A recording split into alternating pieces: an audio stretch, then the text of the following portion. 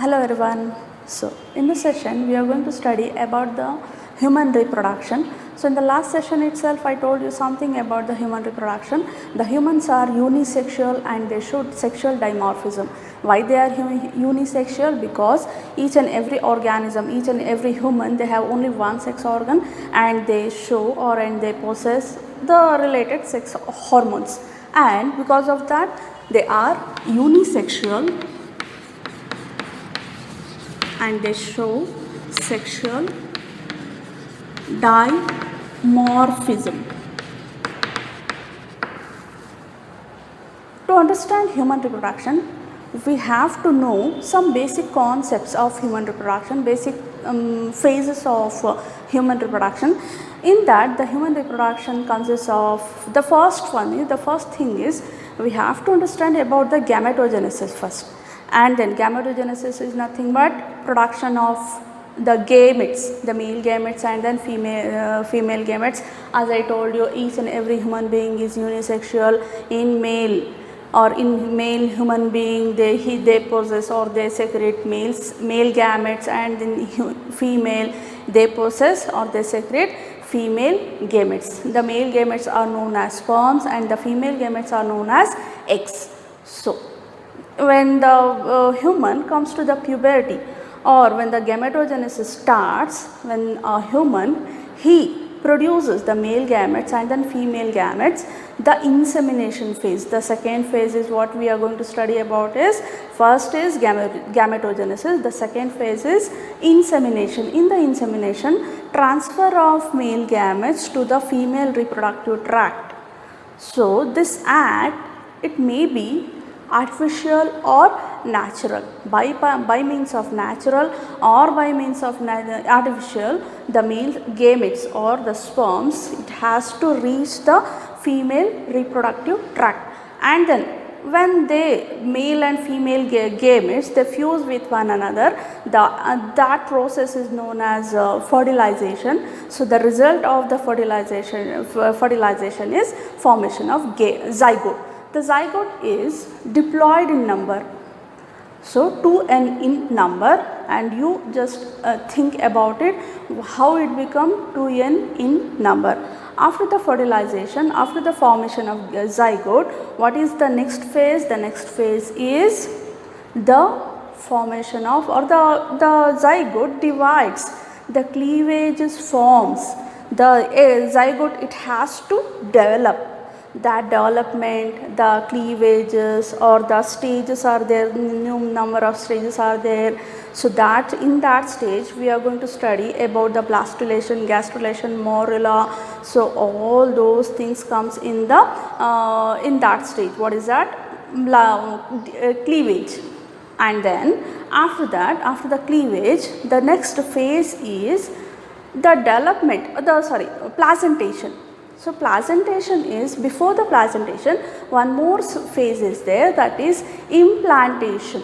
When the zygote develops, when it reaches to the blastula stage, it has to come to the uterine wall, because fusion of male and gamete, the point is different, and the development of embryo, the region is different. So after the fertilization, after the zygote formation, the zygote, it has to reach to the uterus. That uterus or uterine wall, where the zygote, the blastula, it has to stick to the uterine wall, and then there the placentation, it is nothing but the connection between the embryo and the mother. So this is the next phase. After the placentation, we are going to study about the gastrulation. Gastrulation is nothing but, it is of, or the embryo, it start developing or it start forming 3 germ layers. One is outer ectoderm, mesoderm, and then inner endoderm. So these 3 layers or these 3 germ layers, in future, however the embryo develops, from these germ layers, from these layers, the tissues, organs, tissues, all develops. After the gastrulation, we are going to study about the parturition. So the parturition is nothing but expelling of embryo, fully formed embryo from the mother body. So after the parturition, next is, so all these things are there, no, from right from the fertilization till the parturition, the span is there, no, the period is there, no, the time is there, no, that time is considered as gestation period. Approximately in human beings there are like approximately 280 days or 9 months. We used to say the gestation period of a human being is 9 months. In this 9 months, the embryo completely develops in the mother womb. So whatever I told you, so these are all the things, these are all the phases what we are going to study in this chapter one by one. Okay, the first thing I said about the gametogenesis.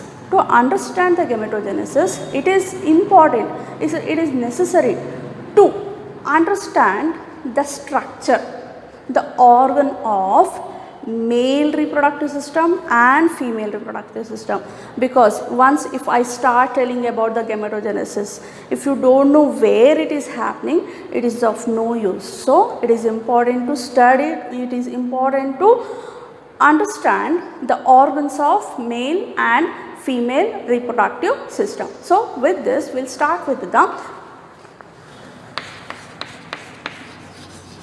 male reproductive system. So it comprises primary sex organ and then secondary or accessory sex organ. Accessory sex organs are also known as helping organ, and then the external.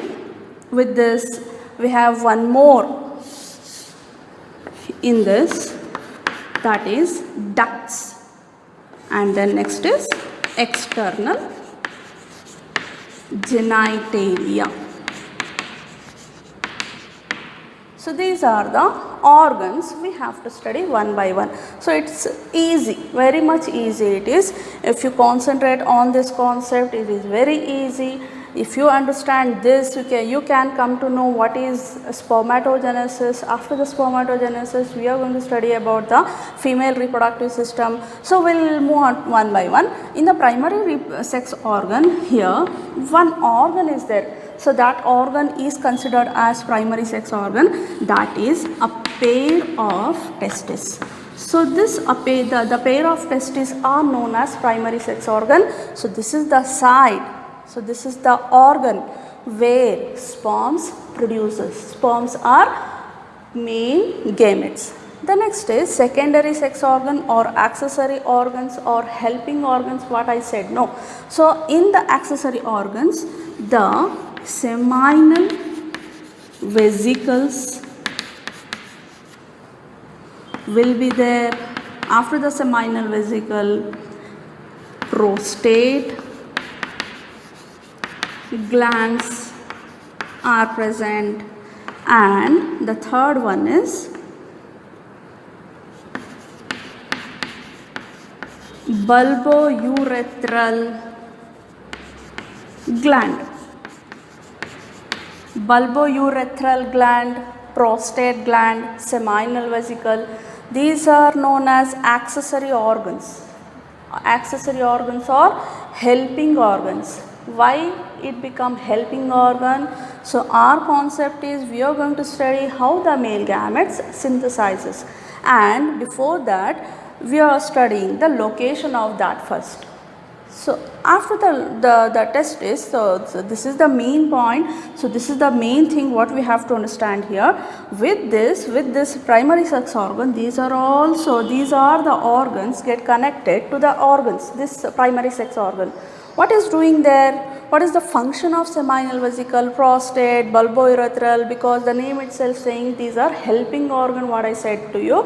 How they help to release the male gametes, that we'll understand a little bit later. So with this, ducts also there. Ducts means I'll write first vasa efferentia and vasa deferens.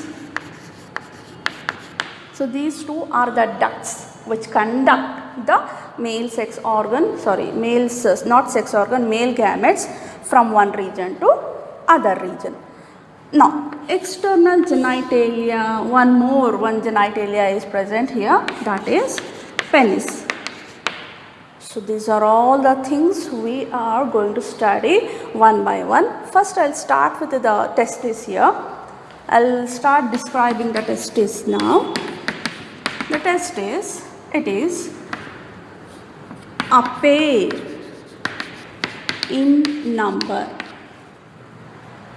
and it is enclosed in a pouch like structure known as scrotum, and it is present in the extra abdominal region. Extra abdominal region means it is not in the abdominal region. Next to the abdominal region, the testes are present, and the size will be 5 to 6 centimeters in length, and they are the site of the production of male gametes. So I'll show you the scrotum. It is a pouch like structure, a pouch which holds the testis, and the testes they secrete male gametes, and also mark this, the function I am telling you, the function of testis is, what is the function is, it secretes male gamete. With this, it also secretes one hormone known as testosterone hormone. Testosterone. So this is the description of testis. As I told you, it is embedded or it is enclosed in the pouch like structure known as scrotum. The scrotum is present in the extra abdominal region. Think this is a scrotum. Inside the scrotum, a oval structure, what I am drawing here, no? So that is a pair of testis. So this is the scrotum. They both are very close to each other. Only one septa, it divides two scrotum. This is one scrotum, one more scrotum. The only one line, that line is known as scrotal septum. That scrotal septum divides to septa. No, sorry, what is this? Scrotum. Septa divides scrotum. In the scrotum, it consists of one testis, and it is a site of production of, or in the testis, the male gametes produces, and also it releases a hormone known as testosterone. So we'll see the structure of testis now.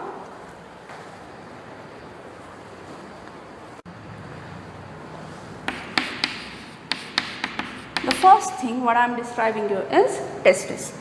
So if we concentrate on the structure of the testis, oval in structure, and it is covered by a thick fibrous tissue known as tunica albugina. And this tunica albugina, it has infoldings.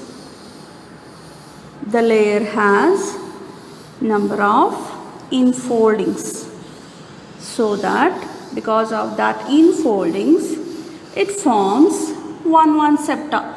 One septa, one more. These are all the septas formed because of the infolding of tunica albugina.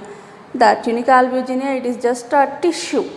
That tissue, what will happen here? Inside the testis, so where will be the testis? It will be in the scrotum. Where will be the scrotum? It will be in the extra abdominal region. Why the testes are present in the extra abdominal region? So for the production of sperms, it need a little bit lower temperature. How much? Till up to 2 to 2.5 degrees Celsius temperature, it should be low. I will come to that little bit later. Let me finish it first. So the tunica albuginea, it has a number of infoldings. That infolding forms a septa. That septa results in the formation of compartments in the testes. Think this is one testis. In the testis there are number of compartments. How many compartments will be there? 200 to 250 or 300 compartments will be there. So that compartments we are going to call them as, this is one compartment, one more, one more, one more, one more. So that are testicular lobules. How many testicular lobules are present? 200 to 300 testicular lobules are present. Why that lobules formed? Because of the infolding of tunica albuginea.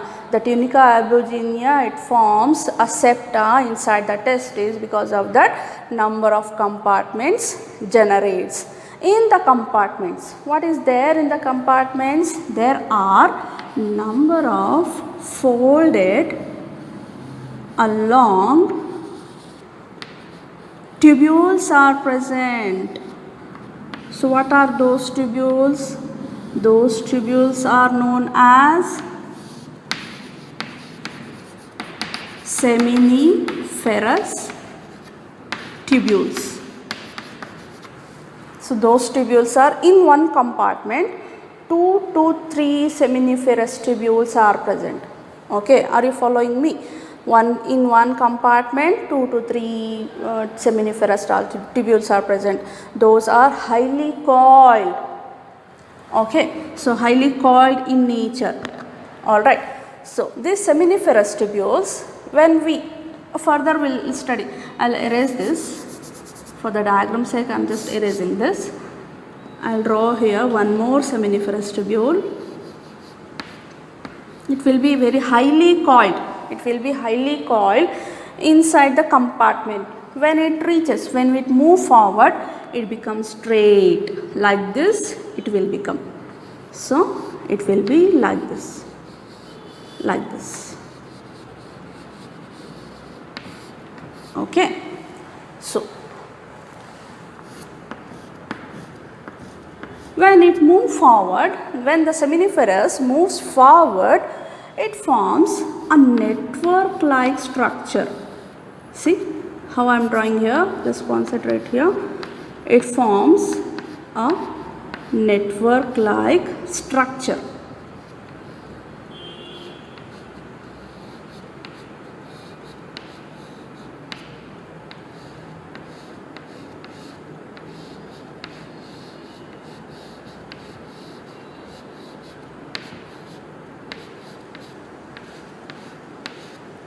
What are these? These are the network formed structures structures of seminiferous tubules. Primarily they were highly coiled. When they move forward, they become network like structure. And now I am going to label this part now. The network like structure is known as reed testis. R-E-T-E, reed testis. Now, this reed testis, it has one opening here. In the testis, it is not enclosed, it is not completely closed testis. It should have one space for the next process, I will tell you. So, from that space, a fine ducts moves out of the testis, which get connect to the reed testis. Okay, So now what I told you, seminiferous tubules highly coiled, when they move forward it becomes straight, and here it form a network like structure. When it leaves the testis, it forms a fine ducts. Okay, now we should not call these as seminiferous tubules. These are the fine ducts now. So these ducts are known as vasa efferens or vasa efferentia. What actually it is doing? It is carrying the male gametes. Where the male gametes are synthesizing, the male gametes are, I'll tell you, understand this structure first. So this is the vasa efferentia or vasa efferens. So this is all about the testis.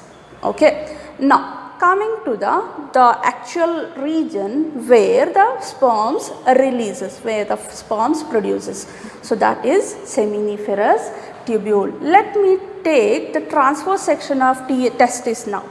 Transverse section of testis means, so just I am taking a cut of the testis. What is visible to us? Though it has number of seminiferous tubules, I will just take to 3 of the seminiferous tubule. Just think of, I am taking the what is this compartment, one section of compartment of testis. What is visible to us? Let me erase this so that it will become easier to catch.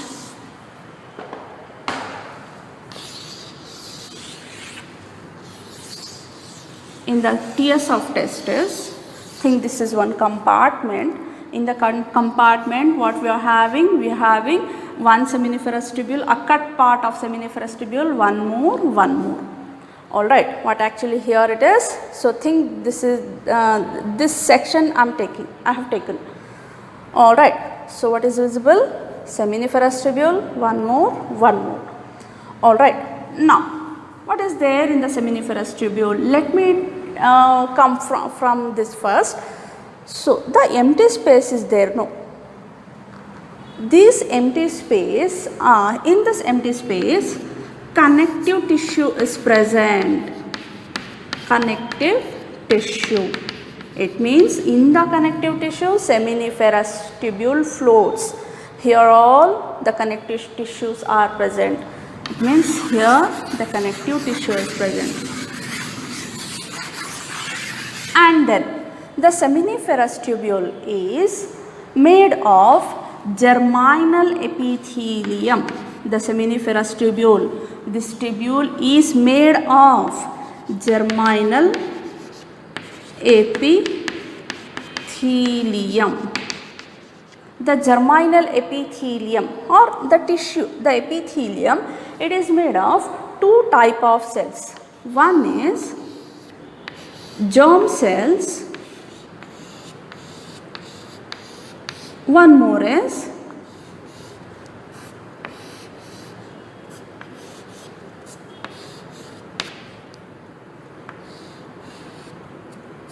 triangular shaped cells.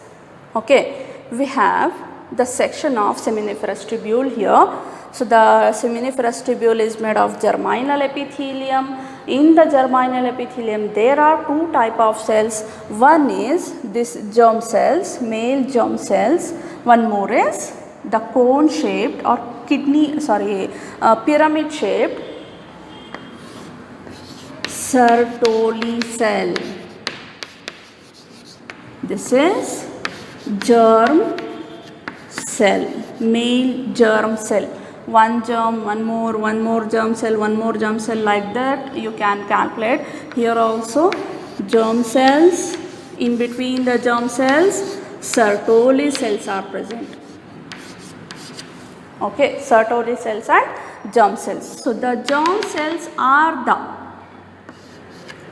cells which give rise to or which produces the sperms.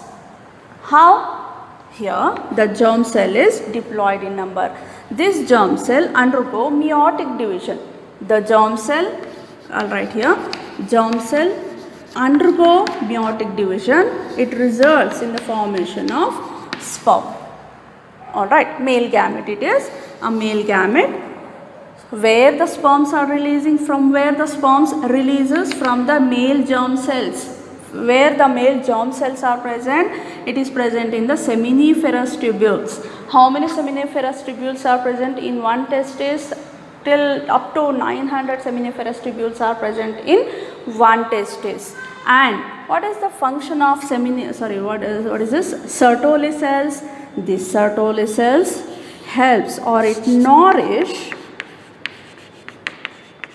the germ cells and to the sperms. So this Sertoli cells nourishes the germ cells. Okay. So now one more thing to tell here. In the connective tissue, it is having blood cells and also a mass of cells, like a little bit like this cells are present. These cells are known as interstitial cells.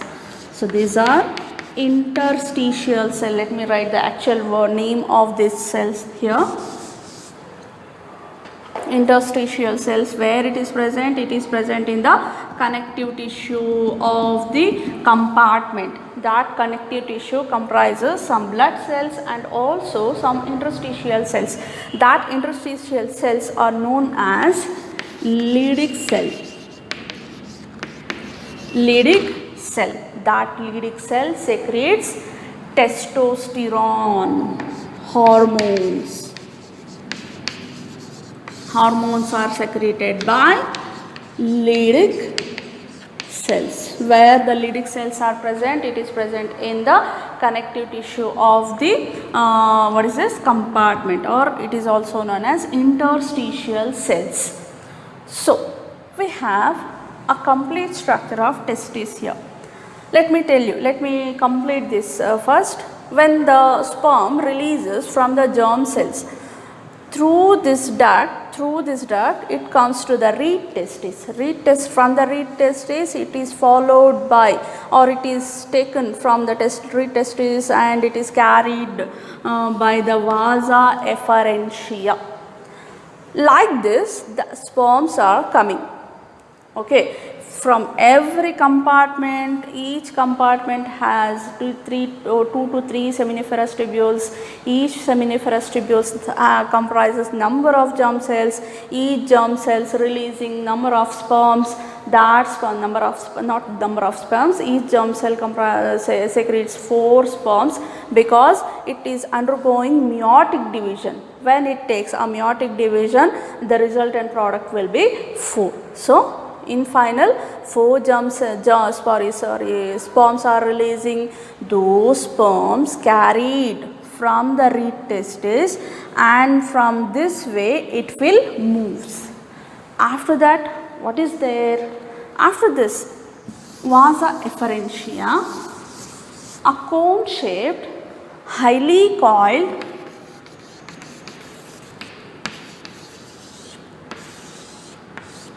epididymis. Epididymis is the structure or cone shaped structure present next to the, if this testis is a anterior, if this position is the anterior position, in the testis posterior, at the testis posterior position, epididymis is present. In the epididymis, like sperms are carried from this epididymis. What is the role of epididymis? In this epididymis,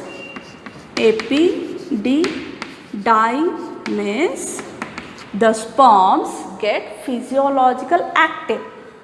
Here the sperms get physiological active.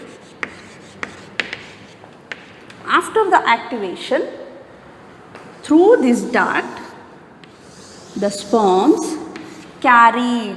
Where it is going?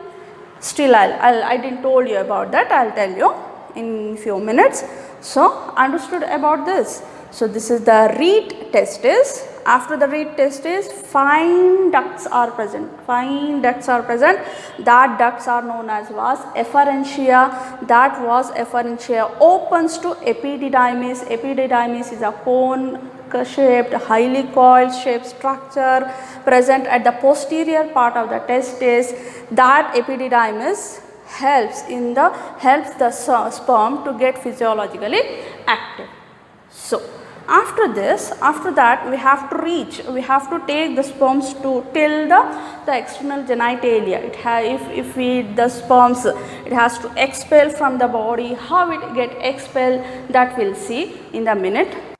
Yes, what we are going to study now. So we are going to study how the sperm conducts from testis to next part. So think this is the testis, what we studied now. From the testis, the sperms, it has started its journey now. Through the epididymis, it reaches. Like this it will go. Okay. So learn this, point now. So the testis is present in a pouch like structure known as scrotum. Think this is a scrotum, a pouch like structure. In the pouch like structure, testis is present. Very close to one scrotum, one more scrotum will be present, but I am not drawing that scrotum, only for the diagram sake I am just leaving, or else I will just draw here little bit far away from one scrotum, but in natural it won't be like that. To the one scrotum it get attached, only one line is separate, one septa separates the two scrotum. Okay. So these are present in the extra abdominal region. So I told you why they are extra abdominal region, why they are present there, why not in the body. So in the body, in the human body, the temperature will be little bit higher. In that high temperature, the sperms cannot produce. For the production of sperms, it need little bit lower temperature. That lower temperature provided by the scrotum. How? Because the scrotum has very thin skin, it is made of very soft muscle tissues or muscle cells. So sorry, not cells, no, muscle tissues. So because of that, the temperature will be provided, suitable temperature will be provided to the sperms for the production. So this is the reason why the scrotum or the testis is present extra abdominal region, not in the abdominal region. So we'll start now. So these are the vasa efferentia. The ducts carries the sperms from the epididymis. This duct is known as vasa deferentia or vasa deferens. Vasa deferens. Till the urinary bladder, see this is the urinary bladder is present here. Till the urinary bladder, vasa deferentia, it just elongates. In the urinary bladder, it takes a turn, it takes a loop. Through the loop, it will be like this. I'll show you here. Think this is the urinary bladder where the urine collects. The vasa deferens is here, and from the urinary bladder the urethra opens. So this is the urethra and this is the urinary bladder. And where is the vasa deferens now? The vasa deferens, it has arisen, and till the urinary bladder it will arise. When it finds the urinary bladder, it takes a turn and it moves down and it opens to urethra. one more set of all these accessory glands and sex organ will be here, but I am not drawing that one. Just consider one more testis, one more urinary bladder, sorry, not urinary bladder, one more vasa differentia is coming from there, from that region. Only one I am showing here. So this is the bladder which stores the urine temporarily. Okay, the urethra opens to the urinary bladder, and it is followed by external genitalia known as external genitalia. I'll tell you, I'll mention it a little bit later because it has one more word there. So let me finish it first. So vasa differentia, at this region it has a bulged portion, a swollen portion. So that swollen portion is known as ampulla. From the ampulla, the seminal vesicle is present. So here seminal vesicle is present. Think this is the vasa differentia, and it founds a swollen portion over there. So from in the swollen portion one more vesicle is present. That vesicle is known as seminal vesicle. So this is the, let me label this. This is vasa differentia and this is seminal vesicle. So this is the seminal vesicle. Okay, are you getting my point? Ampulla, seminal vesicle, vasa deferens. Now it has to reach the urethra here. Now from the ampulla to the urethra, one duct is there. No, before we call this as a vasa differentia, but we'll label this now as ejaculatory duct. Why it becomes ejaculatory duct now? Because through the seminal vesicle, few more constituents coming from the seminal vesicle, it get mixes with the sperms and then it get releases from the body. Okay, so what are the constituents? I'll tell you in minutes. So ampulla, seminal vesicle, ejaculatory duct. This ejaculatory duct opens to what is this? Urethra. Now, so urinary bladder and sperms, it finds only one way. It is coming out from only one way. That common way, that common duct is also known as urogenital duct, because from the external genitalia or from the penis, the urine and the sperms releases. That is why it is known as urogenital duct. The penis has a conical structure known as glans penis, and at the tip of the penis it has a loose skin known as foreskin, and at the foreskin it has an aperture. That aperture will be slit like. It is not like round, it is not like in a circular manner, it is slit like aperture. So this is the what is this? The external genitalia or the penis, which is present in the male reproductive organ. Through the urethra, now the sperms and urine, it passes. It finds only one way, that is the penis. The penis is also known as copulatory organ. So we'll see the next accessory organ here. I'll erase this now. A donut-like structure known as prostate gland. You can count the number of seminal vesicle. There are 2 seminal vesicles are present. One prostate gland, which is present next to the, or at this point the prostate gland is present, and at this region bulbourethral glands are here. I'll write bulbourethral gland.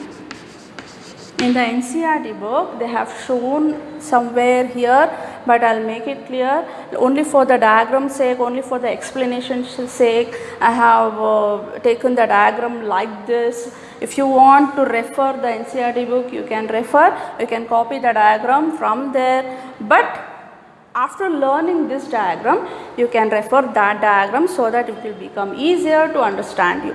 So here one prostate gland is present. What is the function of prostate gland? So prostate gland is the accessory organ, helping organ. It secretes some fructose or some constituents. With the sperms, the calcium or the fructose, some certain enzymes also releases with the sperms.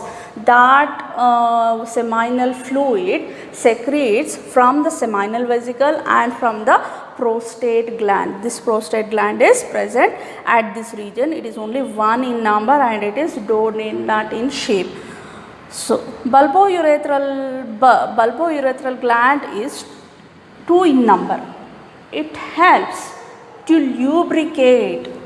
It helps in lubrication of penis.